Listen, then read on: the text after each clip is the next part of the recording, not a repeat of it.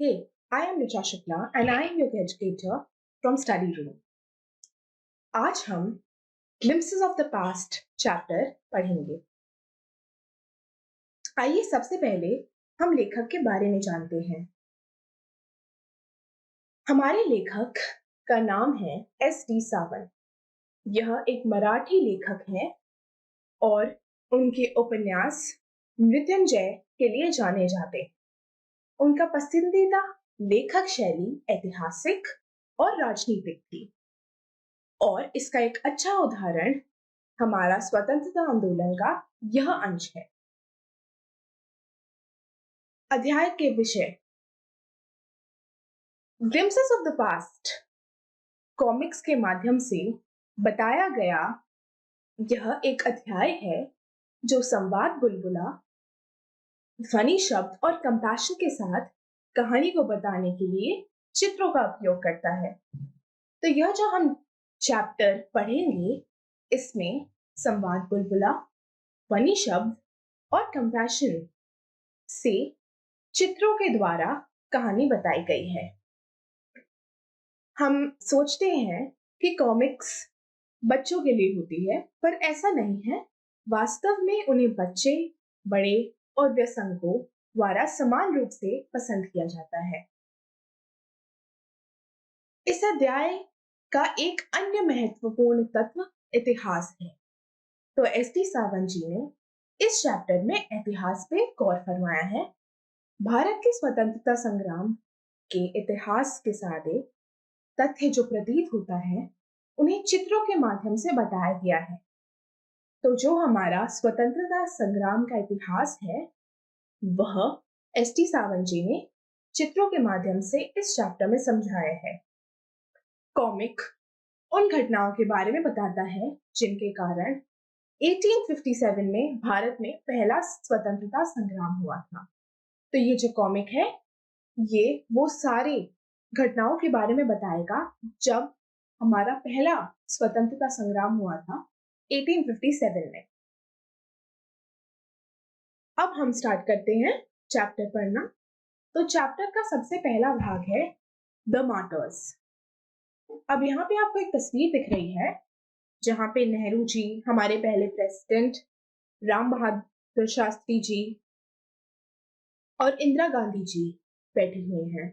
साथ ही साथ माइक पे एक गायिका है जो बहुत ही एक जानी पहचानी गायिका है और वह कह रही हैं, In fact, oh my countrymen, let your eyes fill with tears as you recall the sacrifices of the Indian martyrs. अब आप याद करें कि ये गाना है, ए मेरे वतन के लोगों आंख में भर लो पानी, याद करो। ये वाला जो गाना है यही ये गायिका गा रही है। दूसरी आपकी जो चित्र है उसमें नेहरू जी बैठे हैं और अन्य जो उन्होंने स्वतंत्रता संग्राम में मदद करी थी वो लोग बने हुए हैं, जैसे झांसी की रानी, गांधी जी, सुभाष चंद्र बोस, भगत सिंह और अन्य लोग हैं। अब चलिए इसको समझते हैं दोनों चित्रों को। तो पहले चित्र में लता मंगेशकर जी दिल्ली में एक समारोह में गाने गा रही हैं। यह जवाहरलाल नेहरू की भावनाओं से भर देता है। यह जो गाना है ए मेरे वतन के लोगों, जब लता मंगेशकर जी उस समारोह में गाना गाती हैं तो जवाहरलाल नेहरू जी का मन एकदम भावनाओं से भर आता है। और पैनल में दूसरे चित्र की बात हो रही है। पैनल में भारत के कुछ शहीद लोग हैं जिनमें से भगत सिंह, महात्मा गांधी और रानी लक्ष्मीबाई हैं। अब आइए देखते हैं उस पिक्चर में सिंगर कौन था और इस पिक्चर में कौन कौन दिख रहा है। तो उस पिक्चर में सिंगर की हम पहले ही बात कर चुके हैं, लता मंगेशकर जी, और इस पिक्चर में हमको नेहरू जी, तिलक जी, भगत सिंह, गांधी जी, सुभाष चंद्र बोस और अन्य लोग दिख रहे हैं। अब हम आते हैं दूसरे चित्रों पे। यहाँ पर जैसा कि आप देख सकते हैं जो पहला चित्र है वो 1765 का भारत दिखा रहा है। यहाँ पर जो येलो, जो पीला भाग है वो दिखा रहा है कि इतना बड़ा पार्ट इंडिया का हमारे भारतीय राजाओं के अंडर था, और जो पिंक गुलाबी भाग है केवल उतना सा भाग अंग्रेजों या ब्रिटिश के अंदर था। पर हमारी सबसे बड़ी गलती क्या थी कि हमारे जो राजा थे वो आपस में ही लड़ते रहते थे, तो इसका फायदा उठाया अंग्रेजों ने। यही बात हमें दूसरे चित्र में बताई जा रही है। यहाँ पे एक राजा अपना सैनिकों से बोल रहा है that upstart Raja bah call the English merchants they will help me to defeat him। वह यहाँ पे ये कहने की कोशिश कर रहा है कि वो जो घमंडी राजा है उसको तो मैं हरा दूंगा, अंग्रेजों को बुलाओ उनकी मदद से। अब इसमें क्या होता था कि इसी की वजह से भारत में कोई शांति नहीं थी और बहुत सारी लड़ाइयां होती थी। अब यहाँ पे ध्यान देने वाली बात ये थी कि जो भी राजा अंग्रेजों से मदद लेते थे वो दूसरे राजा को तो हरा ही देते थे पर अपना राज्य भी अंग्रेजों को खो देते थे। तो ये जितनी भी राइवलरीज यानी दुश्मनी थी, इसने अंग्रेजों की ईस्ट इंडिया कंपनी, अंग्रेज जब भारत में आए थे तो वो ईस्ट इंडिया कंपनी के नाम से आए थे, तो ईस्ट इंडिया कंपनी ने इसी के वजह से सारे भारत पे धीरे धीरे एक एक करके कब्जा करा। लेकिन कई राजा बहुत ज्यादा अच्छी सोच और बहुत ज्यादा लंबा सोचते थे। उनमें से एक थे टीपू सुल्तान, जिन्होंने अंग्रेजों से लड़ते लड़ते अपनी जान गंवा दी। अब जब कंपनी ने भारत को पकड़ लिया, भारत को कैप्चर कर लिया, भारत उनके अंडर आने लगा, तो दो टाइप के लोग थे। कुछ लोग थे जो खुश थे, उनको लगता था अच्छा है अब कोई लड़ाई नहीं होगी, और लोग कहते थे ये जो अंग्रेज है ये भगवान ने भेजे हैं, और लोग कहते थे कि हमारी जो डेस्टिनी यानी हमारी जो किस्मत है वो इन्हीं से अच्छी होगी। तो पहले जो चित्र है उसमें पहले तीन लोग यही बोल रहे हैं कि वो लोग खुश हैं कि अंग्रेजों ने कब्जा कर लिया, पर जो दूसरे लोग हैं दूसरी चित्र में वो यह कह रहे हैं, वो दुखी हैं, वो परेशान हैं, वो कह रहे हैं कि जो अंग्रेज the white man has killed और डिथ्रोन्ड आवर किंग्स, मतलब जो अंग्रेज हैं उन्होंने हमारे राजाओं को या तो मार दिया है या तो हमारे राजाओं को हरा दिया है। दूसरा आदमी कहता है now we have become slaves of foreigners, वो ये कहता है कि हम अंग्रेजों के गुलाम बन गए हैं। तीसरा आदमी कहता है some kings were not good but after all they were of this land, वो कहते हैं कि माना कि कुछ राजा उतने अच्छे नहीं थे पर कम से कम वो इस देश के तो थे, ये तो अंग्रेज हैं।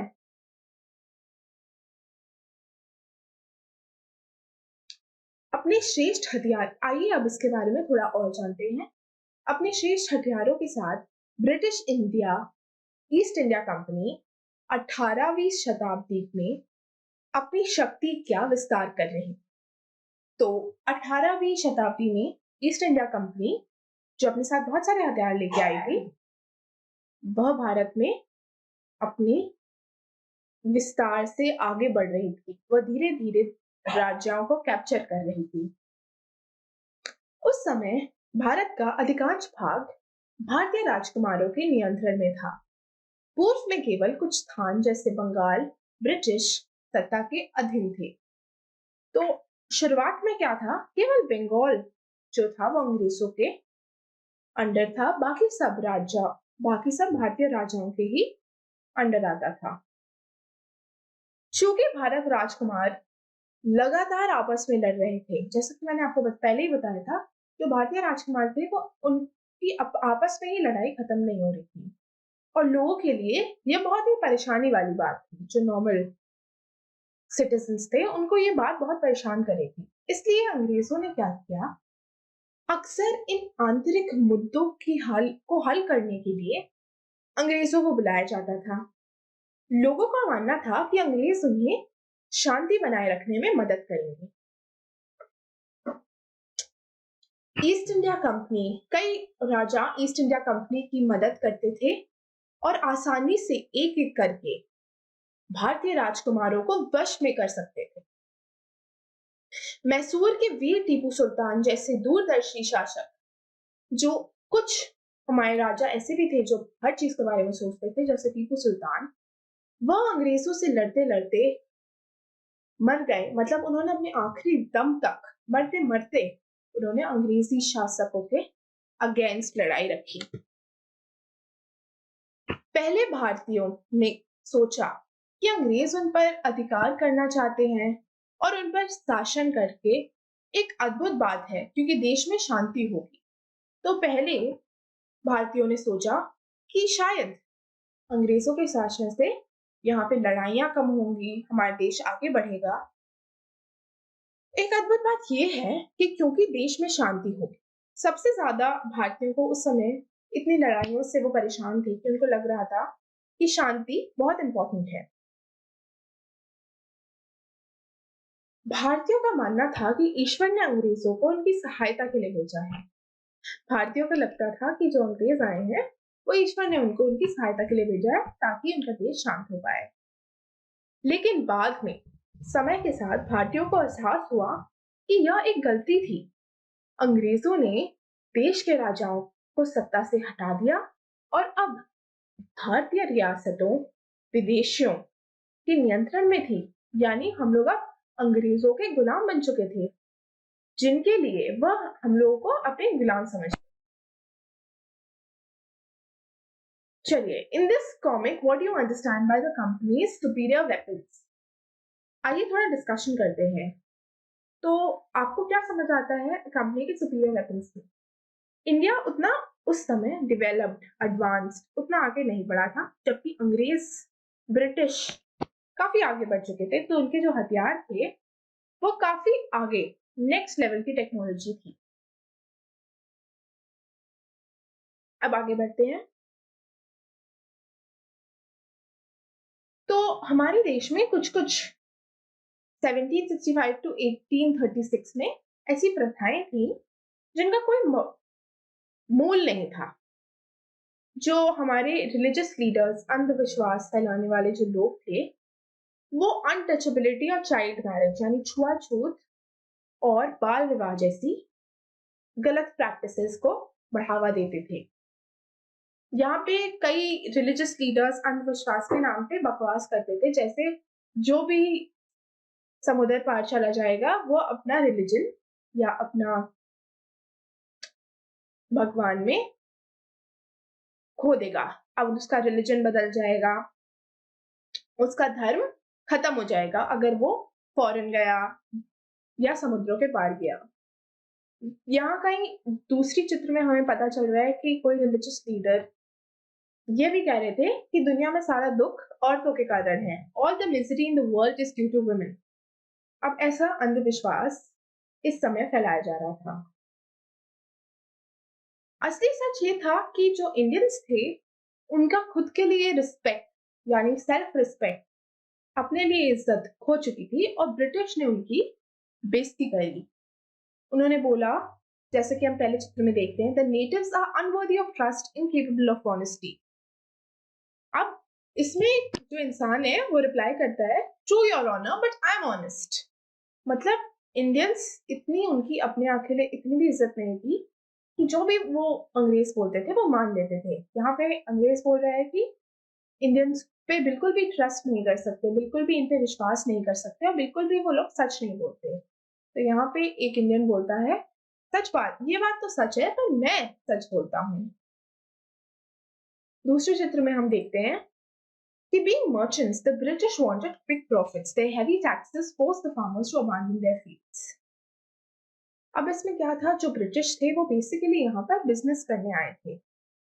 तो वो जो जब उन्होंने इंडिया पे कब्जा किया तो उन्होंने साथ ही साथ फील्ड्स, फार्मर्स यानी फसल उगाने वाले जगहों पे भी कैप्चर करना शुरू किया। उन्होंने फार्मर्स को, वो चाहते थे कि जल्दी जल्दी क्रॉप्स और सारा सामान उनको दें, पर इतनी जल्दी ना तो फसल उग पाती थी ना फसल फार्मर्स ब्रिटिश को दे पाते थे।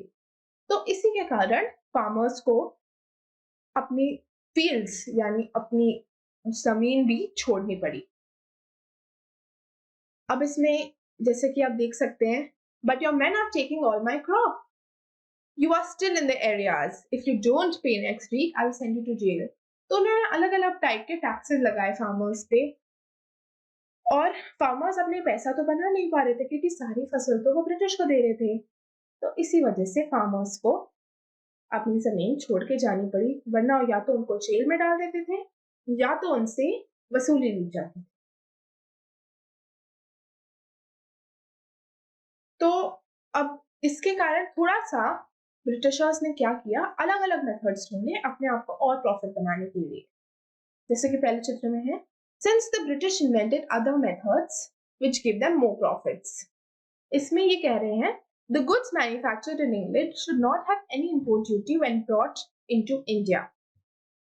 इसमें ये कह रहे हैं जो भी इंग्लैंड यानी ब्रिटेन से जो भी सामान लाया जाएगा भारत के अंदर, यह इसमें कुछ भी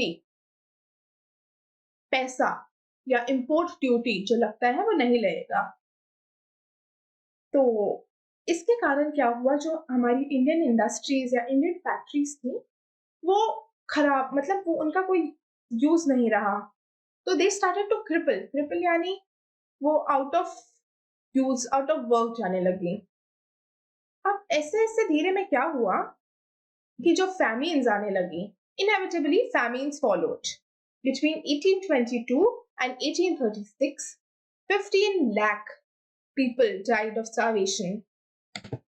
तो यहाँ पर क्या हुआ, क्योंकि भारतीयों के पास ना तो जमीन थी ना तो उनकी फैक्ट्रीज चल रही थी, बहुत सारी प्रॉब्लम्स साथ में इनको हो गई। तो उससे क्या हुआ, फैमिन यानी ड्रॉट, खाने की कमी पड़ गई। तो इससे 15 लाख भारतीयों की मौत हो गई। जो ब्रिटिश पॉलिसीज थी, इन्होंने जो हमारे आर्टिजन्स यानी जो हमारा इंडियन क्राफ्ट टेक्सटाइल्स बनाते थे, इनके बिजनेसेस को भी इतनी बुरी तरीके से अफेक्ट किया कि वो भी खत्म हो गए।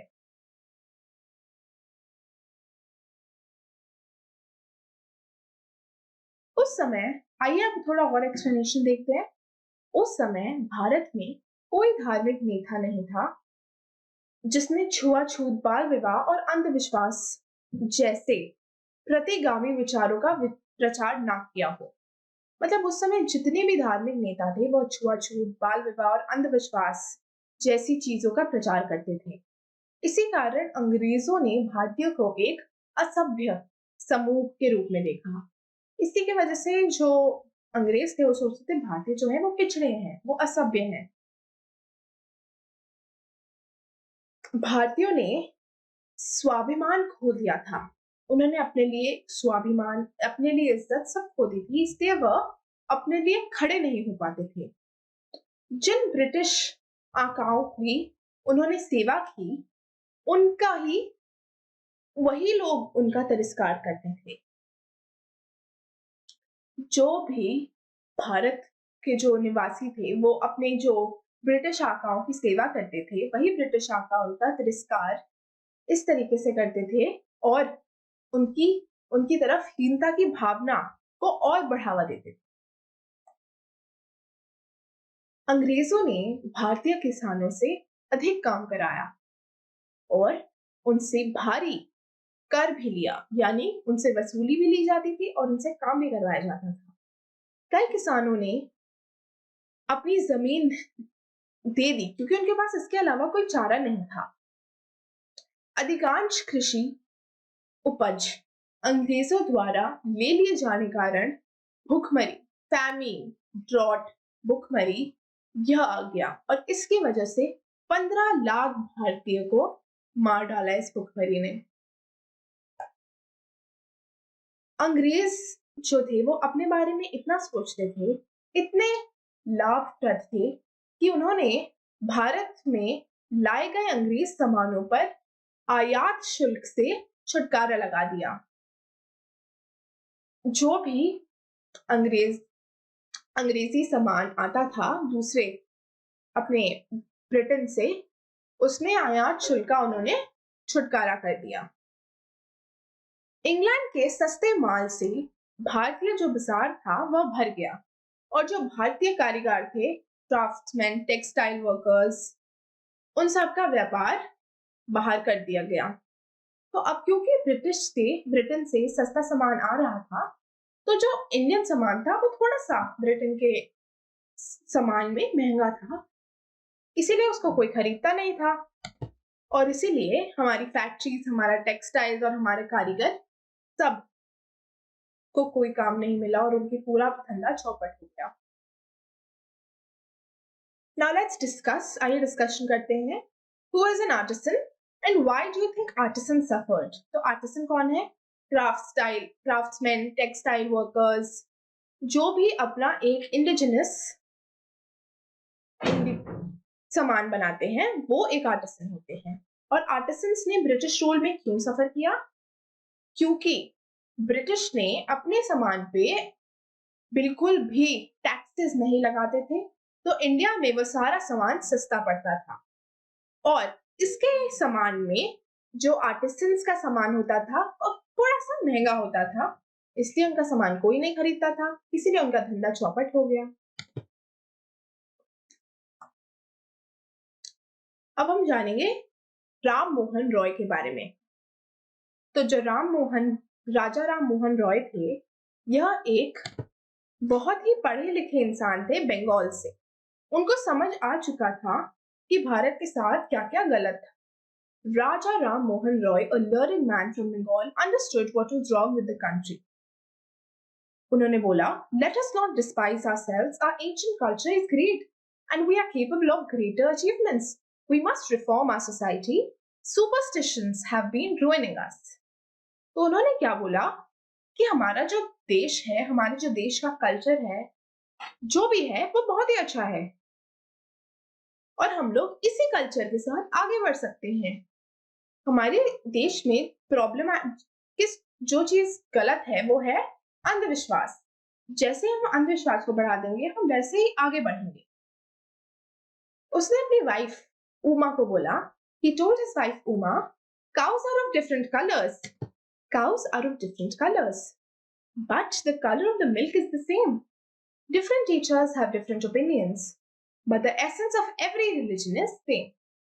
उन्होंने यहाँ पे समझाने की कोशिश करी कि अलग अलग गायें अलग अलग रंग की होती हैं, पर उनका दूध तो एक ही रंग का आता है ना। वैसे ही अलग अलग धर्मों का अलग अलग ओपिनियन होता है, अलग अलग सोच होती है, पर अंत की जो उनकी सोच होती है वह तो एक ही होती है। He was attracted by science and modern knowledge. जो राम मोहन रॉय जी थे, उनको साइंस और मॉडर्न नॉलेज में काफी दिलचस्पी थी। उन्होंने बोला कि जो नॉलेज होनी चाहिए वो प्रैक्टिकल एंड साइंटिफिक होनी चाहिए। The knowledge should be practical and scientific. He started newspapers, but जो ब्रिटिशर्स थे वो बहुत ही सस्पिशियस थे। वो सोचते थे क्या न्यूज़पेपर चला रहा है, और उन्होंने ये न्यूज़पेपर्स 1823 में स्टॉप कर दिए। जो आपको याद होगा कि धर्म के लोग कहते थे कि 7 समुंदर पार जाने से धर्म टूट जाता है, तो उन्होंने 7 समुंदर पार गए, इंग्लैंड गए और वहां पे देखा कि ब्रिटिश को आखिर में इतना पावरफुल कैसे बने। उन्होंने वहां पे देखा, we accept you as rulers and you, वहां पे उन्होंने अंग्रेजों से बोला, we accept you as rulers and you must accept us as subjects, but you must responsible but you must realize that there is a responsibility as a ruler that the ruler owes to his subjects. तो एक बार और इसी के बारे में और थोड़ा सा डिटेल में जानते हैं। भारत के सबसे पहले सुधारकों में से एक राम मोहन रॉय जी थे। ये बंगाल से थे और इन्होंने कहा था कि अंधविश्वास को छोड़कर भारतीय संस्कृति बहुत महान है। उन्होंने बार बार अलग रंग की गायों को एक रंग का दूध देने का उदाहरण दिया था, यह देखने के लिए कि हर धर्म का मूल जो है वह एक ही होता है। उन्होंने आधुनिक विज्ञान में विश्वास किया और समाचार पत्र भी शुरू किया, लेकिन अंग्रेजों ने वह समाचार पत्र या वो न्यूज़पेपर रोक दिया। उन्होंने फिर इंग्लैंड जाकर अंग्रेजों को एक भाषण दिया जिसमें कहा गया था कि यदि अंग्रेज वास्तव में अपनी प्रजा की प्रति जिम्मेदारी दिखाना चाहते हैं तो भारतीय उन्हें शासक के रूप में स्वीकार कर लेंगे।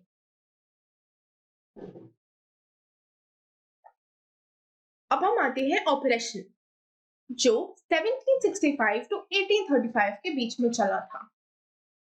पर ब्रिटिशर्स ने, जैसा कि हम जानते हैं, उन्होंने अपने बिहेवियर नहीं बदला एंड उन्होंने हम पे गुलामी बरसाती रही. But the British continued to oppress Indians. In 1818, they had passed Regulation 3, and under this, any Indian could be jailed without a trial in court. उन्होंने एक ऐसा लॉ पास किया जिसमें एक इंडियन को जेल भेजने के लिए हमको कोई भी लॉ यानी किसी भी जज की जरूरत नहीं है. इसी समय जो ब्रिटिश ऑफिसर्स थे इंडिया में, इन्होंने बहुत बड़ी बड़ी अपनी सैलरीज निकाली इंडियन धन से और अपने फॉर्च्यून्स यानी अपना धन प्राइवेट बिजनेसेस में लगा लगा के बनाया. By 1829, British was exporting British goods worth 7 crore rupees to India. यानी 1829 तक ब्रिटिश यहाँ पर 7 करोड़ तक का सामान ले आया था. गवर्नर जनरल बेंटिक जो उस समय भारत में गवर्नर जनरल थे, उन्होंने बोला ब्रिटेन में कि the British prospered on the company's loot while the Indian industries began to die. यानी जो ब्रिटिशर्स थे वो कंपनी की वजह से आगे बढ़ रहे थे और जो हमारी इंडियन इंडस्ट्रीज थी वो बर्बाद होती जा रही. गवर्नर जनरल बेंटिक ने ब्रिटेन में लोगों को बोला, the bones of cotton weavers are bleaching the plains of India. The British prospered on companies' loot while the industries began to die. उन्होंने बोला कि जो कॉटन आता है उसके जो लोग लाते हैं वो पूरी तरह से बर्बाद हो रहे हैं.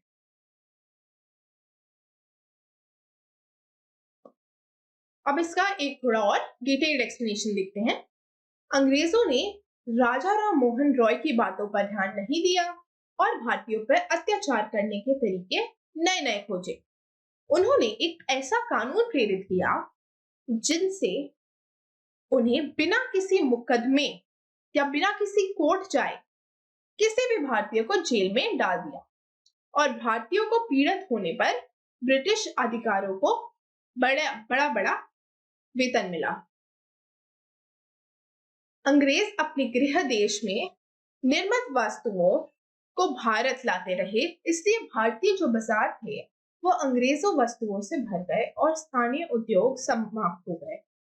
गवर्नर जनरल बेंटिक का संवाद बताता है कि उन्होंने यही बोला कि जो स्थानीय उद्योग है वो समाप्त हो गए. गवर्नर जनरल बेंटिक का संवाद बताता है कि उस समय भारतीय सूती बुनकर किस प्रकार संकट में चले गए. जो भारतीय सूती बनाने वाले लोग थे वह केवल और केवल अंग्रेजों की वजह से संकट में.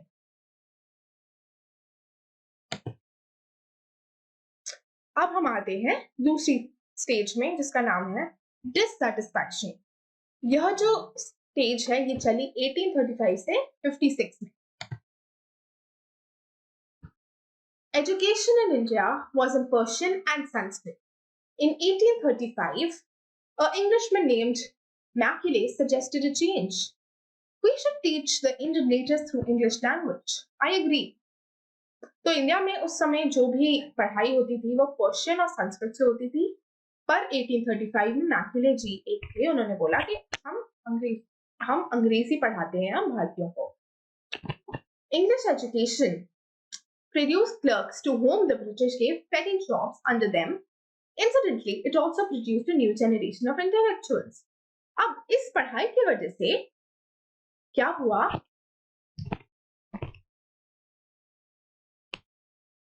कि